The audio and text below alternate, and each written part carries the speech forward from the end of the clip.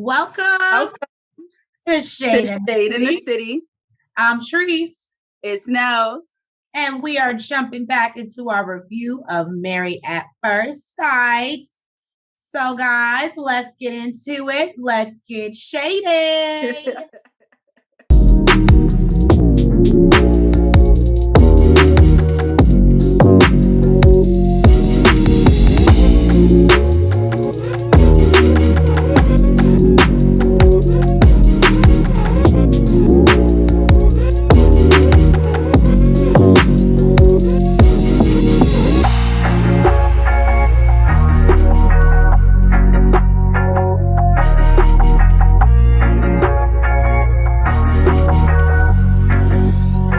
So, all the couples are headed back home to Boston, and we're in the car with Jasmina and Michael. And, Jasmina is following up with Michael on his experience with the medium, trying to, get a feel for, how he felt about it and who he thought was going to come to him. And he says that, he definitely thought that his mom and his grandmother was, but he never thought that his brother would. He didn't expect his brother to. So I guess that was a nice surprise for him. And we found out, I guess this was not on camera, but the media mentioned two other people. And he explains to Jasmina that I guess the way everything went down was there were two guys that came to pick him up from work, and they were headed back home, but they got into an altercation with another person who shot at their car. And he just said like it was crazy for her to know that. And I feel like this is why I believe so wholeheartedly in mediums, because like, how the fuck you know that? That's Right? true. Like, how the fuck you know that? That's no coincidence. We knew about his people's passing and stuff, but he ain't never, mentioned that. So, Jasmina is noticing basically that Michael trusts her more because he's, opening up more. He's being more vulnerable. Exactly. She was shocked because he asked her how, what she thought about what the medium said. She was shocked to hear that they're going to be having twins in a year and a half. And they're all for it, I guess. She's all for it. She's just like, clearly that means we slipped up because I wasn't planning on having them that soon. Exactly. Now Dr. Viviana gave all the couples an assignment to write a letter to their younger selves. Basically as their, they take their partners into their past, give them, some exposure to their past. So it looks like we're going to visit Jasmina's home, where she said is the place where her mom, her biological mom, biological father, and her all lived in the same house. Before they got divorced. She brings up the fact that she also said that she got a lot of ass whoopings in that house. Yeah, and, with that mouth that Jasmina got, I can see it. I understand. So then she takes a trip down memory lane, and she says that she believes there's a photo of her and all her sisters in this green bathtub that they used to have in the house, where their dad was washing their hair, and they actually showed a picture of her getting her hair washed by her dad. It was super cute. I thought it was. It was. I actually forgot about that part. That was cute. Then she takes Michael to the school that she went to that she felt was a safe space for her. She says that her dad was always gone because he was a truck driver. And apparently her stepmom was not like super affectionate. Well, let's break this down, because I think that could be a bit confusing. Apparently daddy had a lot of stepwives. So apparently she had a stepmother privy to the one that we got of, that is pretty much, she considers her mom. And apparently that woman she felt that she wasn't loved. She felt like she was never hugged, and just never shown affection. So school was her safe place with her teacher, Mrs. Pataski. So yeah. And I thought that was really sweet. And then she said Mrs. Pataski gave her a lot of love. And basically, Michael breaks down for her, or kind of makes her realize that that's probably her drive and ambition as to why she wants to be a teacher. Exactly. Or why she is a teacher, I should say. And she did say, she does want to be that safe space for other young children. So kudos, Jasmina, for turning it around, right? That's how you get your therapy, and I ain't mad at it. So then Jasmina begins to read a letter to her younger self.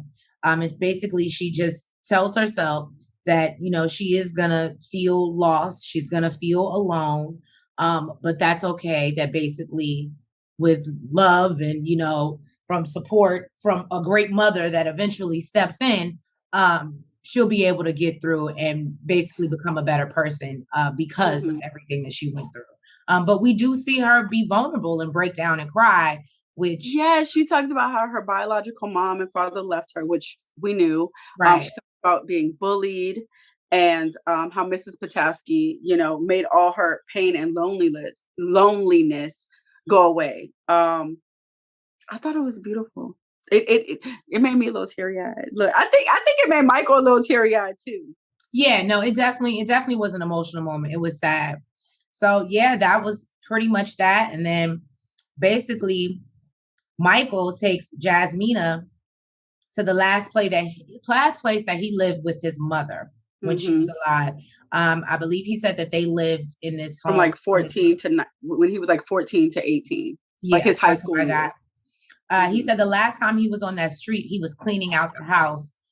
So we go back to Hyde Park, Massachusetts. Okay. He talks about how his mother actually tried to give him, the last time she tried to give him a spanking was in that house. And she actually ended up hurting herself in the process, probably because his ass was too big to be being whooped at that point. But I get it. As a mom, you think you're never too old to whoop your child's ass. I get it. So yeah, no, and they basically have a laugh about that, but you can tell it's kind of bittersweet for him. He says there were a lot of good memories. He takes her to this baseball field after, and they're sitting there, and he talks about how him and his brother used to talk about, they used to go get up early, 7 a.m. He said it was crazy. Every morning. But that was their way of like working out, getting their exercise, training, whatever. And you know what though? What? So you know how you mentioned how Mrs. Petoskey is probably the reason why she became a teacher? Right. So I know she didn't mention it, but as I was watching it, I was like, I wonder if that's why he's a physical personal trainer. Exactly. Yeah. No, I definitely made that connect in my head too. I was like, okay, y'all both are driven by, your past. Exactly, your pain. So he says that, he wished, or him and his brother used to talk about bringing his mom out there, and he really wishes they would have taken the opportunity. So now, in hindsight, he then basically reads the letter to his younger self. It was. This was. You thought Jasmina's was sad. This was super sad. Yeah. And he just basically says, spend more time with your mom, hug on her a little bit more. When she asks you to go to church, go. Just appreciate all those moments that you took for granted. And I get it. I think that we all sometimes take people that we have here for granted. And then when they're not, we're like, shit, why didn't we take advantage of these situations and circumstances? So it was sad. I was over here teary-eyed. What I loved was he told her after she read her letter that he was proud of her. And, she, after he read his letter, told him that the letter was beautiful and she sees his growth. Like, God, the Black love here is just... You're so funny. Definitely, especially from where he started when she met him to now. So I can definitely agree. They even joke about how he was like, yeah, when he first got there, that he wasn't going to talk about certain things and certain subjects. And so, yeah, for him to now be so open and vulnerable with her. One thing that he does say in his letter that I thought was interesting is we learned that, unfortunately, his mom was basically diagnosed with cancer twice. So basically he tells his younger self that, you and your mother are going to celebrate the first time she gets cancer. And she beats it, and you're going to, dance and and laugh and making me emotional right now. Right. And just be excited out of joy. And he's like, but the second time it's not going to be that. And he's like, but what did he say? I love when he said, but there is beauty in resilience. So Dr. Pepper comes by to visit Michael and Jasmina. When she walks in, Jasmina is actually getting together the bouquet that she bought for Michael, which I thought was super dope. Because she's like, yeah, Michael said flowers are not for men. Dr. Pepper said, I give my man flowers. I don't know. I thought it was really cute that Jasmina was actually excited to talk to Dr. Pepper for once, because we know that has not been the case. Yes, she was, because she said that they're doing good. They're in a much better place. Exactly. And Dr. Pepper asked her, like, okay, well, I see a turning point. Like, what do you think it was to get you here? And she says that she believes it was the Dr. Viviana exercise. And they haven't had any conflict since, which is, praise the Lord. Thank you, Jesus. Right. Because Lord knows they can handle no more conflict. Or they exactly. Dr. Pepper even says that she sees a softer side of Jasmina. Yeah. And Jasmina says, in the beginning, she felt like, she had to pull teeth. But now, he's opening up naturally and being more vulnerable. And that makes her more softer. Mm-hmm. And Michael agrees that he sees a softer side of her now. So I don't know, you were about to say something about that. I thought it was interesting that they talk about what they, go into the medium and their experience. But they bring up the kid thing and how basically they want to be trying for a baby in like 18 months, I believe was the exact number. And Jasmina's on board. And it's crazy because then Dr. Pepper says, well, although she can see a lot of the intimacy between them, what's going on with like the kissing? Are y'all even fucking? Like, or how are you? Because how are you talking about reproduction? Right. I guess maybe she thought she was going to immaculately conceive. I don't know.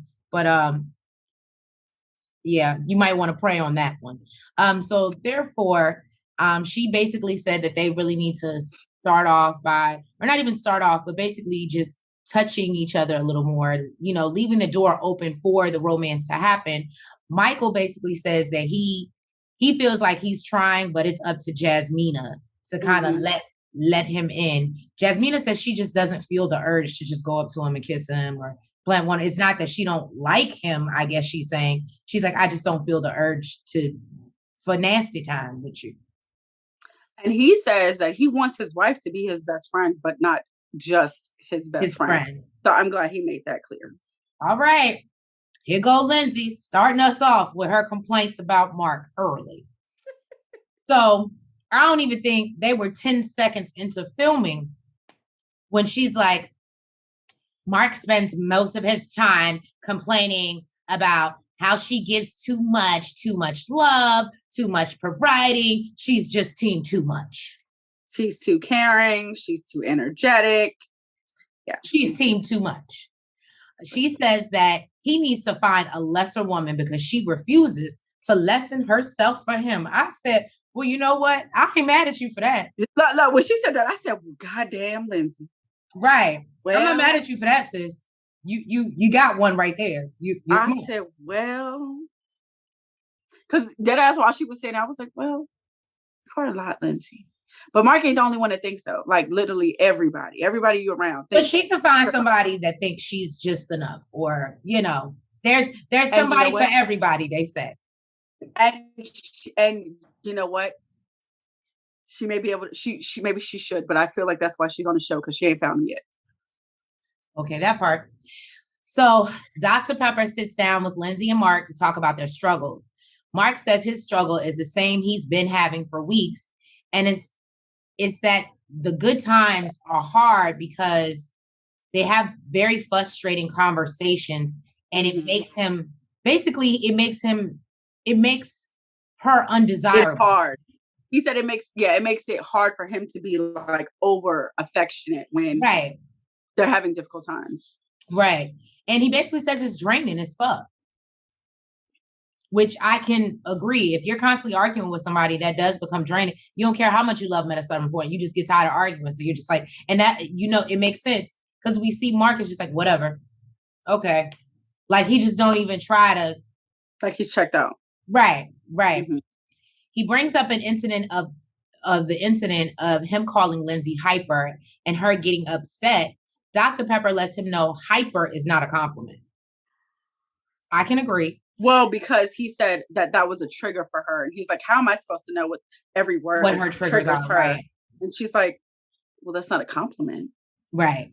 Basically, so Lindsay feels that, he never, basically, he asked, Dr. Pepper asked, like, do you tell her to stop?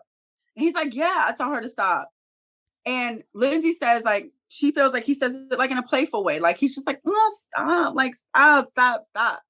And he's like, I never do that. Like, basically, he feels like he says it serious. He tries to say it without hurting her feelings, but she takes it as a joke.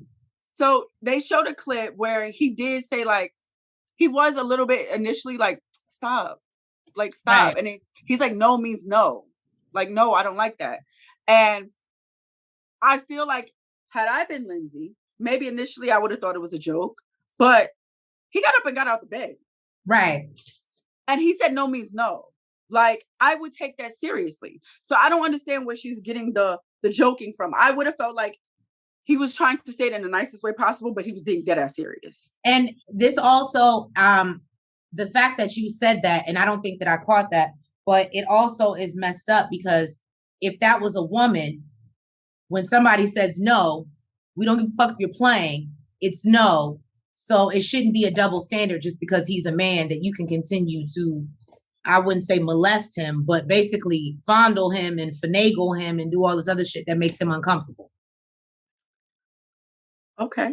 I'm just saying. Basically, Dr. Pepper feels like they're lacking, basic understanding of each other and wants Lindsay to have a conversation with him, and she don't want to.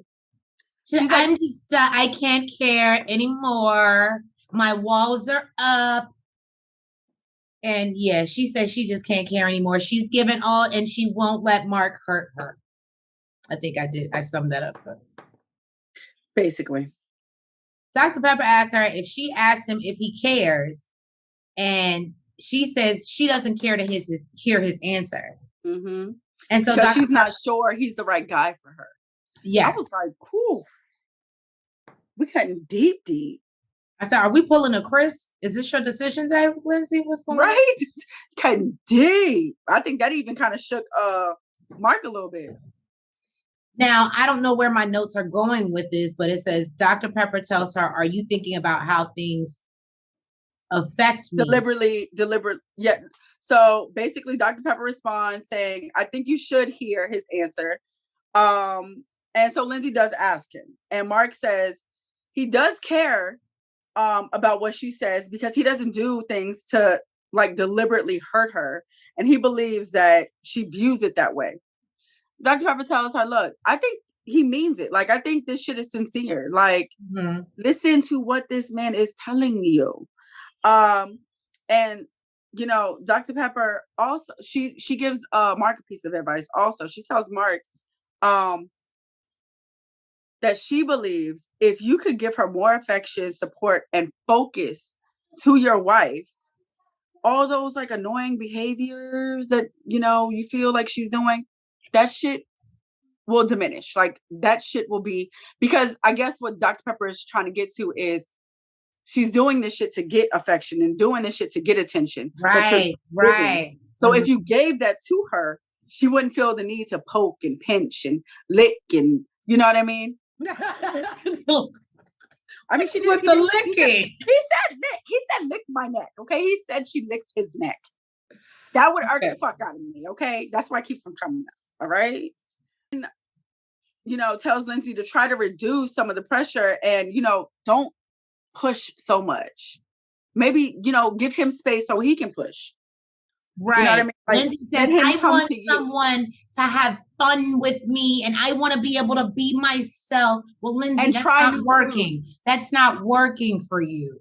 Okay? And try new, she mentions try new foods. Let me say something. Then Dr. Pepper and Mark ganged up on her ass and got in that mother. She was like, he does try new foods.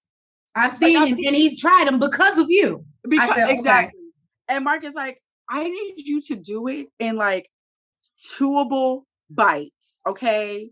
Like, because he's like, if we have 7 days where we have something different, don't ask me to try some shit all fucking 7 days.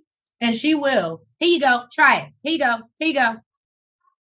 What I liked about this scene was Mark basically tells her, like, give me the space to be the man that you want. I know how to love.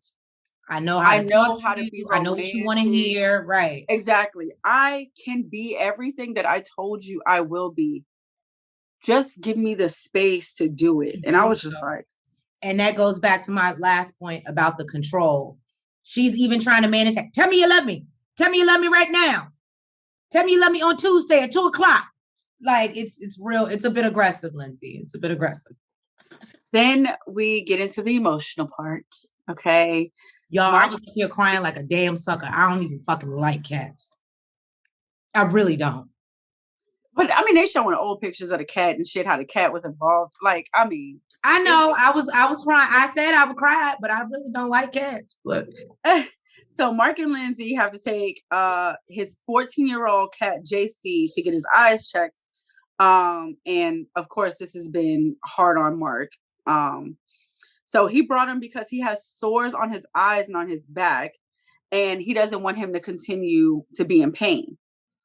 Apparently he got JC when he was in 2007, when he was 6 weeks old. And when he first started in the gym industry, when his father passed, and he says that he made it all the way up to his wedding. So of course, Mark explaining this, he gets teary-eyed, and it was super duper emotional, y'all.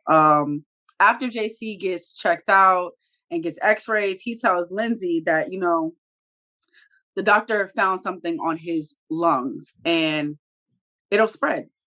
And, you know, if it was the doctor's cat, is what the doctor said, was, you know, what would his quality of life be at this point? It's going to continue to spread, he's going to continue to deteriorate, basically. So they felt like the best decision was to put JC down.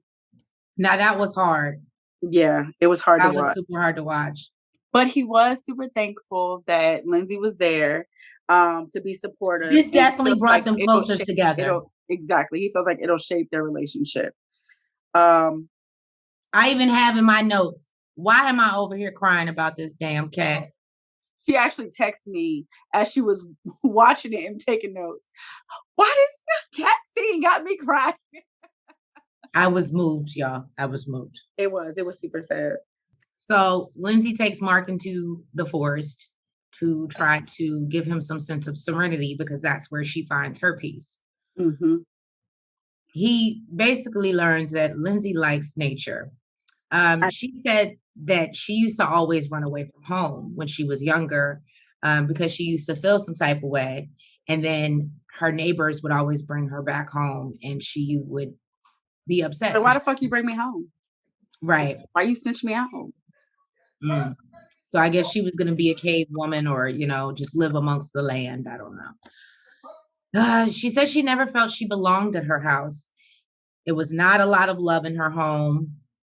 And this is where I guess I was confused, because my note says she says her mother carried the role of two parents all of her childhood, and she feels that she became resentful. So what I have was, she says her father was never there, because he thought love was to provide for his family the way he was never provided for. Right. And her mother wanted to be a stay-at-home mom, but she wasn't suited for that. And she grew resentful of taking care of two children by herself. So she was home. I guess she couldn't do anything because she had the two kids, and the dad was basically always gone because his job was to provide financially. Got it. Either way, Lindsay's mama wasn't really here for her, or at least Lindsay didn't feel that way. But because of that, she used to go out into the woods and do crafts and things like that. So it explains a lot about the way Lindsay is the way she is. She then pulls out her letter to her younger self. She says that she's sassy and outspoken. She said there's a lot of things that are going to happen in life that make you feel like you don't belong. People are going to tell you you're too much and you're always going to feel out of place. So we learn that this is why this is a trigger for Lindsay. I'm sure before she got into this group of people, she has heard before that she might be team too much. And I think that, like she said, she just wants to be herself. She doesn't want to have to dim her light to fit in with anyone else. And as much as I applaud that, Lindsay, and I think that that's a beautiful trait, I also think that you can be yourself without having to be disrespectful. And the problem is when you get drunk, you get disrespectful. Super disrespectful. Right. Mark loves when she's vulnerable. He feels like, he gets to see her deep side. And he feels like when she's vulnerable, it gives him the space to be more vulnerable. So we need some more of that, Lindsay, rather than the drunk Lindsay cursing motherfuckers out. Then they sit in the woods and they hold hands, and he basically lets her know, which we all what it is, and I think I've said this before. Lindsay is, as we know, fighting for attention, fighting for the attention she wants, whether it be what she didn't get from her mother, her man, whatever. She's fighting for attention. So I think it was super dope for Mark to take the time and acknowledge, before she had to tell him to say it, that he appreciates her for, stepping up with JC, the cat, and basically how she was there for him. And kudos, Mark, for beating her to it before she had to tell you. Because Lord knows if you didn't say it, it was coming out in an argument. You didn't even tell me thank you for how I've been there for you. And yeah, that would have came out. I'm just saying. Definitely would have. We've seen it all. Right. Mark takes us to his his parents' house, childhood home in Quincy, Massachusetts. He said it's been 2 years since he's been there and since his dad passed away. He talks about how it's different. You could tell he was having a hard time because how he remembered the home, it's no longer that way. He talks about how there was a basketball hoop once there, how he used to spray paint and chalk up his driveway with his friends' names. And Lindsay was actually surprised that his dad let him do it. Right. But it sounds like his dad was super dope. Yeah. And so, basically Lindsay even asked him, like, well, how does that make you feel? And he was battling a lot of emotion that was no longer, I think that for him, it made it real. Like, not only is my dad gone, but I don't live here anymore. This is someone else's, like, it just made it more real for him. I can only imagine. So then he talks about how his dad used to sit on the porch and his mom, and he pointed to the window and he said, my mom would yell out this window at him. And Lindsay was like, oh, what? Like, dinner's ready? And he's like, no. Nobody wants to wave at you. Nobody wants to talk to you. I was like, well, damn. You know what it gave me? That his mom, and I don't want to disrespect Mark. So, he loves his mother very dearly. I don't want to disrespect him. But his mother was, what's a word that I can use? I'm thinking about it. His mother she was such a pill. Okay. She was such a pill. The dad just wanted to escape a little bit. Like, he just wanted to be out in the driveway. Hey, how you doing? Because it ain't like this shit in my home. Like, I don't get that type of peace in my home. And it actually made me feel really bad for the dad, because you're outside trying to get some type of peace outside the home. And she outside of the damn window still. Don't nobody like you?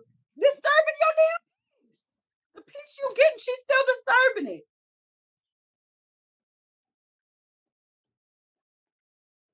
Let me say something. I can't. So then Mark, he pulls out his letter to read to Lindsay. And, he talks about, he's like, you'll see your father work hard to provide for his family. You'll see your mother take care of the household. And then you see your Aunt Jo. I guess maybe a lot of their family lives together. He said, like, you'll see your Aunt Jo get things ready for the holidays. and you'll be a lucky little guy to, you know, see Santa every year. And he said, I'd say, love your parents and spend as much time with them as you can, and take pictures and videos that you'll appreciate later. Yep. I was over here. I was like, Mark, not the shark. Right? He's a little minnow right now. Right. Lindsay says that although there seems like there is a lot of good memories, there seems to be a sense of sadness and longing. Well done. For nostalgia. Yeah. She says that they may miss the mark on a lot of situations, but they have a deep aligning understanding. And that I will give them. They do miss the mark on a lot, but I think the foundation is good if they could just fill in the cracks or something. But he said that he thinks it makes sense in the future for him and Lindsay to move into the home. And basically he's like, I would like to buy this home for us to live in as a family. And that would be really dope. Lindsay says she has no interest. She said, we can live over there, meaning across the street. She's like, I wouldn't mind living there. She said, but I have no desire to compete with your past. And I was like, at first I was like, well, that would be really dope. But then I guess I can understand where Lindsay is coming from, that I don't want to have to compete with the memories that you have here when we're trying to make our own. Mm-hmm. So I got that. So that was cute. And that was pretty much Mark and Lindsay, y'all. So Steve brings Noy to the house he grew up in. In Waltham? Is it Waltham? Waltham, Massachusetts. I'm sorry. I got all the locations, y'all. Yeah, I ain't get none of that. It was to visit his mother, Mary. And they're talking about how, I guess, the front driveway, like there's a front driveway and a back driveway. He used to sneak out the house. Let me tell you something. Steve did not give me this. Okay. Steve did not give me this, but apparently he used to put the car in neutral. Oh, he definitely gives me that. He gives me the sneaky one. Absolutely. He gives me the sneaky one. Really? Mm-hmm. So he used to put the car in neutral, let it roll he doesn't look down like the hill, and then put the car in drive and steal off with the car. The mama said she knew. She was like, you thought you was sneaking, but I knew. I knew. Then he shows Noy down in the basement where they used to have epic parties. Okay. He said he was I'm sure with his LED lights, I bet it was. Said, right? That's why I love him shit so much. I can see it with a smoke machine, a disco ball, all that shit. He said, my name rings in these streets. I said, okay, Steve. So then, you know, he goes to the bedroom that him and his brothers, Dan and Jeff, stayed in. He said, you know, his sister was the only lucky one to get a room by herself because she was the only girl. But now the room is made for grandchildren. So, you know, when they have their children, that's where they'll be. Then he pulls out a yearbook to show Noy, and I think he got voted best dancer. And Noy is like, hold up. Best dancer. Right, you know, Noy feels some type of way. She's like, that's my shit. Like, what you right. mean? So he also pulled out a CD. Apparently he used to burn CDs and sell them around the city. And there was this song. Let me see. What is it called? Because he had this friend named Ryan who used to make beats, and they used to stay in the basement all the time making music. And I have the song. Where is it? What'd you say? Did you say the name of the song? I thought it was Get Down. You're right. The song is called Get Down. And apparently it was a hit. It was a hit in his city. He said that people used to drive around playing this song in their cars. And Noy was even impressed. Noy was impressed. Like, okay, I could see me shaking my ass. She was like, hold up. Like, I didn't know you could rap. Like, I thought that was super cute. I love this scene. I feel like she really did get to know him. But she also, you know, feels that, you know, he had a great childhood, totally different from hers. And she, you know, she feels like she had to grow up faster as a child.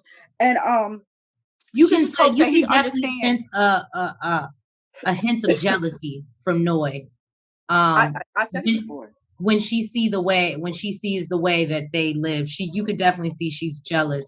Because she basically said like she hopes that he understands like how privileged he was to live the life that he did. I don't know. I thought it was super dope. Then Noi brings Steve to a studio, a dance studio. Mm-hmm. She said growing up, she had mirrors all in her basement. He's like, why did you have a dance studio in your basement? She's like, I do what I can, basically. And she feels like growing up, her parents were so stressed out and they weren't encouraged to, express themselves. So dance helped her out a lot. Dance helped her, feel free, and she would get lost in the music, and that's how she would express herself. So, let me say something. She took Steve to this dance studio, and I feel like Steve was doing better than her. And I feel like Tree said it before, but Steve is giving me that he dates black girls. Mm-hmm. I don't give a damn what nobody say. After watching this, she even said, "Look, he's getting the moves better than me, but I'm having more fun." Miss Dancer, Steve is like Steve. He was pop locking and dropping. Okay, so he understands why Noi brought him there, because music is such a big part of her life. And he says, if you watch her social media stories, you'll see her dancing like all the time. She's always dancing on social media. And Noi talks about how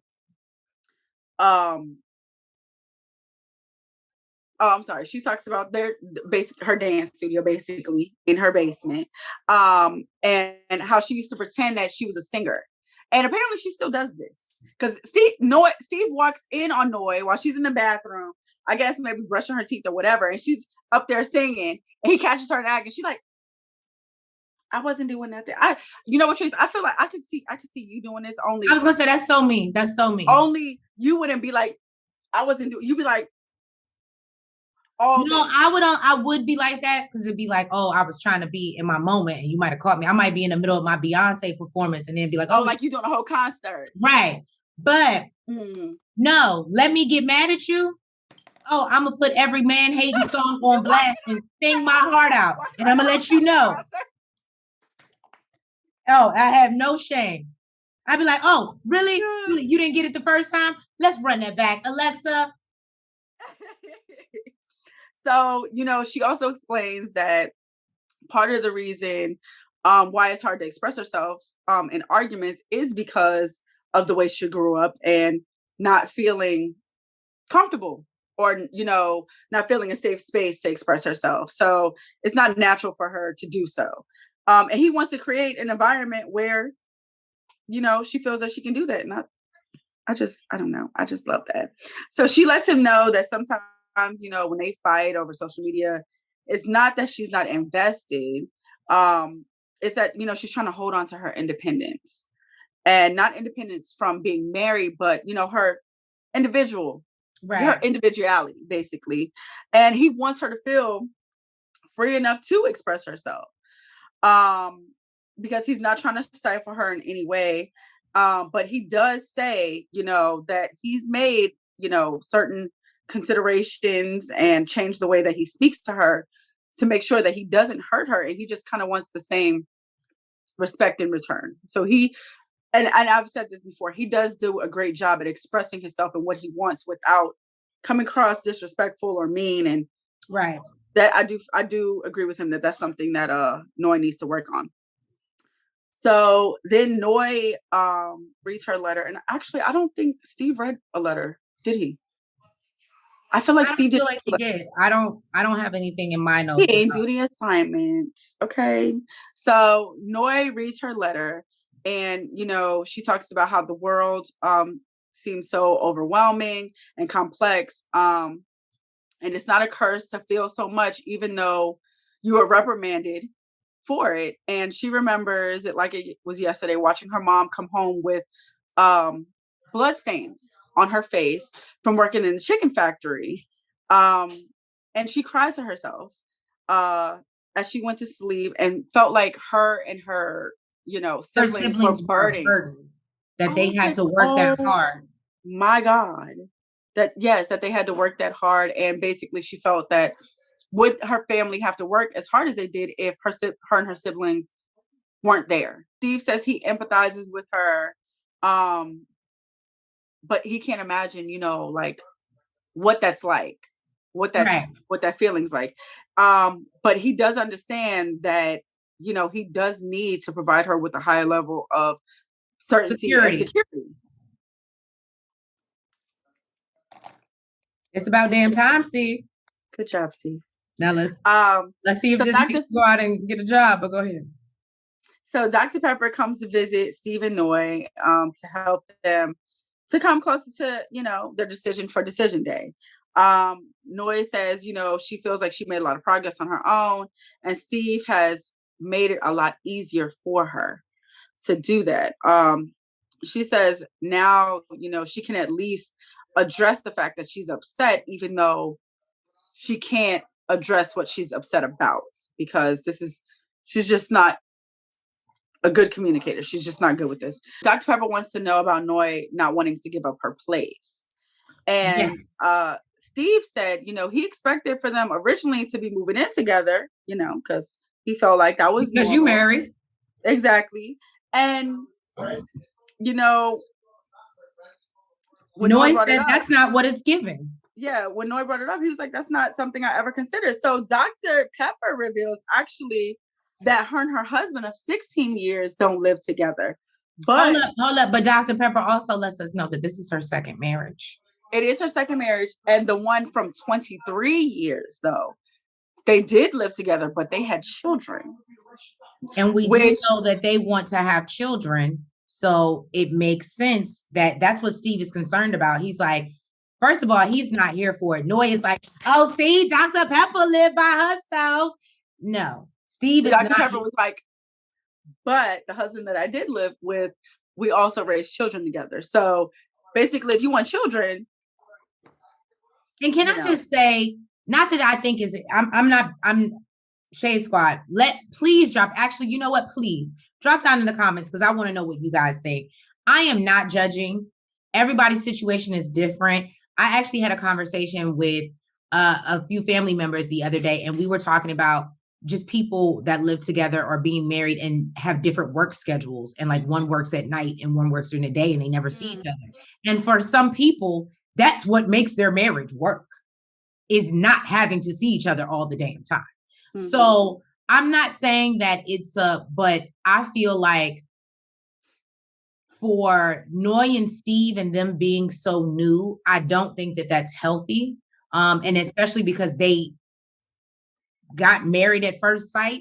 No offense, they really don't need any space right now. They probably need as much time together as possible to really get to know each other before they start trying to make babies and stuff. However, I also think that Dr. Pepper is a little bit older. I'm going to give her, I don't know her age, but I'm probably going to say she's probably in her late 50s, early 60s.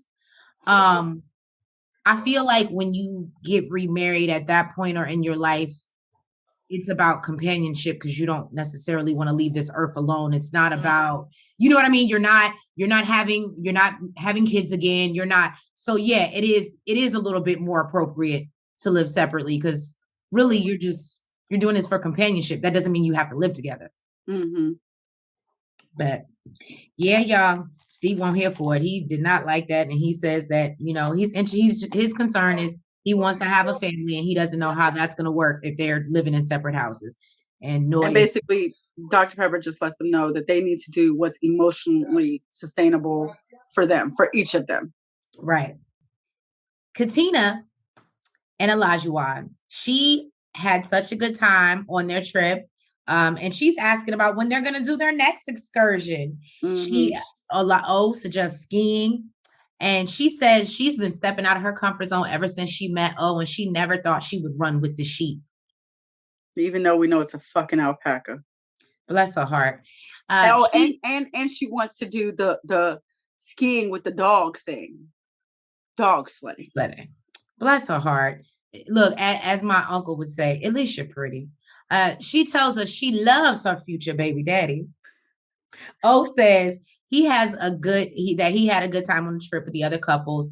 But it's basically, you know, as O does, overthink. It's starting to get more concerned about decision day. He's thinking about whether or not he's going to have to sacrifice traveling to have a baby in 2 years, and will Katina be able to keep him happy while adding more to her plate? Mm-hmm. I said, well, I mean, I guess it's nice that you're thinking about it, so it's not completely selfish, but I just think it's crazy that the only thing you can think about is she going to be able to keep me happy and have kids? And yeah. Him satisfied, he said. Right. O takes Katina back to his old neighborhood. I guess it was this is the one place I didn't catch where they were city-wise. And he says that, I believe he said he lived in this apartment or home with his mom, 2 brothers, 2 sisters, and it was a 2-bedroom home. No, so he said his mom was a single parent. He had 3 brothers and 2 sisters. Okay. 4 people, but then he said 4 people living in a 2-bedroom. So I was like, the math ain't mathing. Maybe somebody was aged out, so there was only people, you know what I mean? Like somebody was already on their own. So I don't know. I'm trying to get his math equation together. That's all. So he says he feels that these brick buildings made him, and that, you know, Katina had such a different upbringing. And he basically is like, this is why I'm so adamant about having my shit together. This is why I bought my home, made sure that it was paid for. Like, I have no debt. And I'm not gonna lie, I was like, I'm not mad at O for that. You know what? There's a lot of niggas out here that came from nothing and they still don't have nothing, and they're not trying to get nothing. I want to backtrack real fast. Okay. Only because, maybe it's just that they didn't all sleep in a room. Because he said that his room was all the way in the back, on the back porch, and his brother slept in the attic. So I'm guessing they just weren't all in a bedroom, is maybe what it was. But okay, go ahead. No, that makes sense. Look, the math is starting to come together.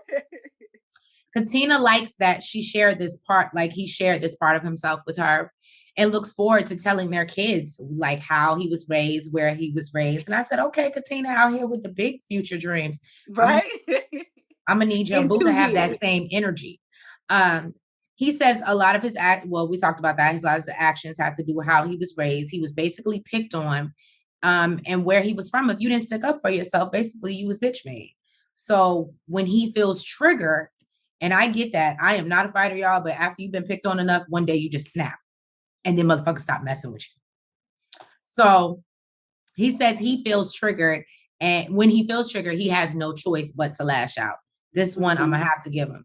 And basically he just lets Katina know that he really appreciates her, you know, taking the time to get to know who he is and learn who he is. And he knows that he's not perfect at times, but the fact that she's like sticking it out and riding with him, he can appreciate him for that. And I was like, okay. And the fact that she's like not ashamed that he's not some proper dude.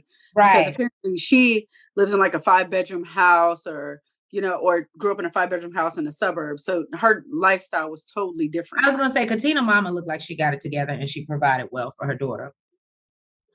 Well, so that's what it sounds like. Katina then, on her experience, which I'm not taking away from it. We're not going to do the 1 to 10 because I love Jesus. But Katina takes O to the church. This is where she spent a lot of time.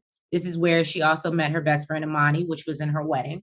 He said that, you know, he also used to have to go to church every Sunday. And so that's something that they clearly have in common. As we know, they pray together, like, which I think is really dope. I think that should be the foundation of a lot of people's relationships. So I thought it was dope. And so they both realized this is something that we both have in common. And we also want to bring our kids up in the church as well. Then she talks about how her mother went through a bout of breast cancer. And then we learned O's mom also is recovering from breast cancer. So this is something else that they have in common. And she really feels her faith was the thing that kept her from breaking down or worrying too much or being like losing her shit, feeling like I may lose my mom. Yeah. And she, like she said, she went to church and she prayed. Look, maybe it's more of a 10 than I thought, because I'm about to get emotional just think about it. But But she said she just continued to go to church and pray, and God let her mother make it out. And I know, I ain't trying to get emotional. Let's move on, y'all. Then Dr. Pepper shows up. Now we all know her, and the last time they saw each other, it was not on the best. Nice. Best of terms. He lets us know that although he knows he didn't like Dr. Pepper's opinion on their last meeting, he does feel that they have issues to address, and he's happy that she's there. She says that they're getting closer to decision day, and she wants to make sure that they get to a deeper and more profound parts of their relationship. Mm-hmm. She asks, how he feels, and he says he feels good and that they have great bounce back energy. Here's what's nuts to me, right? Is the example that he wanted to use. I knew he was going to talk about. So I'm gonna, again, for you, those that have watched it, you can watch it. I'm gonna give you how I heard it, my interpretation of what happened, and then y'all can just tell me. Shade Squad, drop down in the comments and tell me how you received it. Okay. Basically, he talks about an argument that they had the other day, and when he asked her to shut up, basically, bitch, go shut the fuck up. He immediately went to the bathroom and realized, I ain't shit. That wasn't necessary. I should probably go back and apologize before she gets too angry.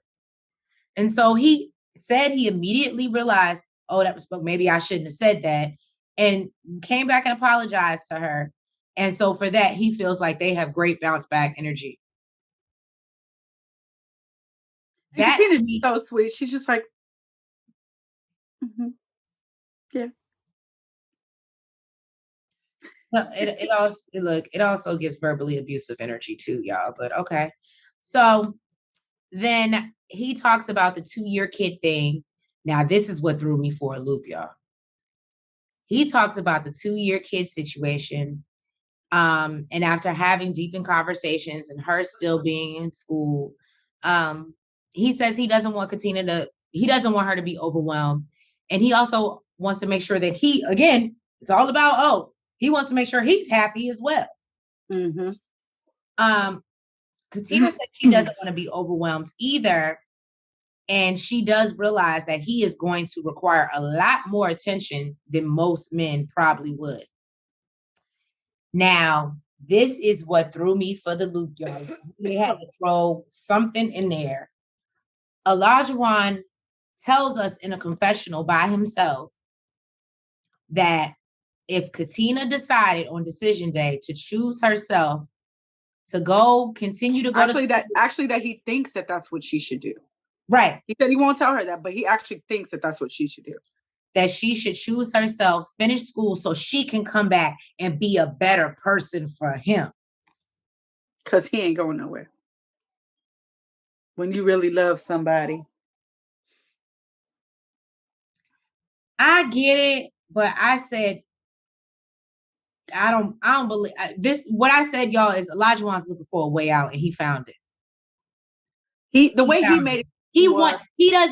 want to be the bad guy, and he doesn't want to be the one to do it. That's why he's hoping. That's why he keeps harboring on this, because he wants her to do it so he doesn't have to do the dirty work and go and say, well, no, but I want you to do it because I want you to better yourself.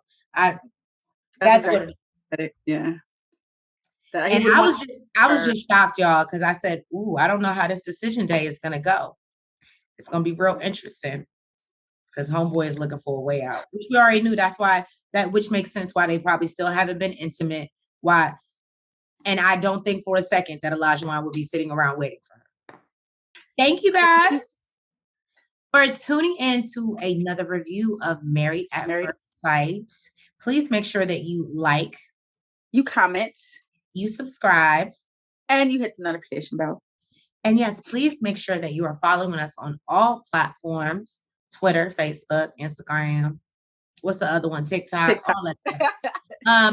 And yeah, catch us next week for, I don't know if it'll be the finale, if it'll be decision day, but we do know it's getting real, and people got to make some hard decisions. So we can't wait. Thank you guys for tuning in with us and sticking through this another long season. I don't know what's going on with these people and why they dragging stuff out, but We're here for it. Thank you guys. We'll catch you next week. Have a good night. Love you. Night. Love you. Front, back, side to side. Make sure you go like and subscribe. Front, back, side to side. Make sure you go like and subscribe.